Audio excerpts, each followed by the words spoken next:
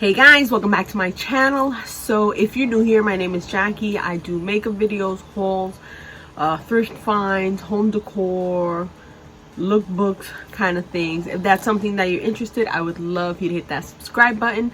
Everybody else, thank you so much for coming back. So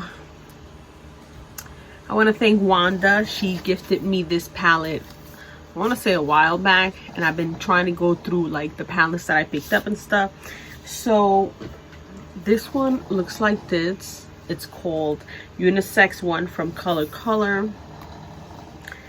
Look how beautiful these colors. They kind of remind me of the Jeffree Star colors with the stars in them. And I thought, you know, I wanted to do another fall look using these kind of berry tones. So this is the look that I came up with. I did use pretty much this color, this color, this color, this color, this color, pretty much the berry colors, and I wanted to do like a light smoky eye, and it just got darker and darker, but I love how it turned out. If you want to see how I got this look, then just keep on watching.